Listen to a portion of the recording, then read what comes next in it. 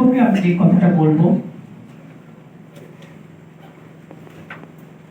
উনি একজন দূরদর্শী মানুষ ছিলেন। আমাদের হয় কি, আমরা চিন্তা করি, বর্তমান নিয়ে চিন্তা করি, হয়তো 1 বছর পর তো কি করা দরকার সেটা নিয়ে আমরা চিন্তা করি। 10 বছর পরে কি হওয়া দরকার, 20 বছর পরে কি হওয়া দরকার, 30 বছর পরে কি হওয়া দরকার, 50 বছর পরে কি হওয়া দরকার, সেভাবে আমরা কিন্তু অনেক সময় পরিকল্পনা করি না, ভাবি না, পদক্ষেপ নেওয়া হয় না। সুলতান রাব্বি রহমতুল্লাহ আলাইহি সেই পরিকল্পনা নিয়েছিলেন। সেই পরিকল্পনার অংশ ছিল দারুল মাআনী,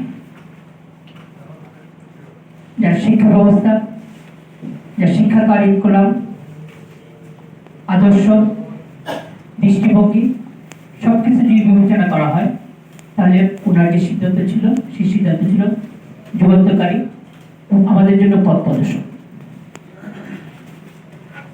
একটু আগে ভাবতেছিলাম, এই যে আমরা আমাদের এখানে যেভাবে হোক, 24-এর আন্দোলনের পরেই হোক, যারা ক্ষমতায় আছেন,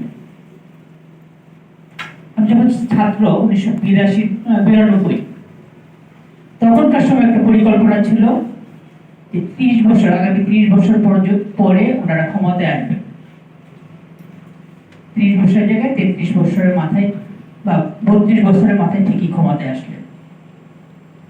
একটা প্ল্যান, পরিকল্পনা, চেষ্টা, কিভাবে আগাতে হয় সেভাবে ওনারা আগাচ্ছেন। ঠিক আমাদেরও কিন্তু প্ল্যান করতে হবে, প্রোগ্রাম নিতে হবে। এরদোগান যে আসলেন ক্ষমতায়, উনি কিন্তু একদিনে আসেন নাই, দীর্ঘদিন যাবৎ প্ল্যান হয়েছে, এরদোগানকে তৈরি করা হয়েছে, তারপরে কিন্তু ক্ষমতা আনা হয়েছে। আমরা আজকে সবার থেকে একটা উদ্যোগ নেওয়া দরকার, যারা ভবিষ্যৎ নিয়ে চিন্তা করার মানসিকতা রাখেন, তার প্ল্যান করেন যে আমরা আগামী 10 বছর পরে বা আগামী 20 বছর পরে বা আগামী 30 বছর পরে কি চাই, এবং সেই অনুযায়ী আমরা যদি কাজের পদক্ষেপ নেই, ইনশাআল্লাহ আমরা সফল হবো। আল্লাহ তাআলা আমাদেরকে তৌফিক দান করুন। ওয়া মা তৌফিক ইল্লা বিল্লাহ। আসসালামু আলাইকুম ওয়া রাহমাতুল্লাহি ওয়া বারাকাতুহু।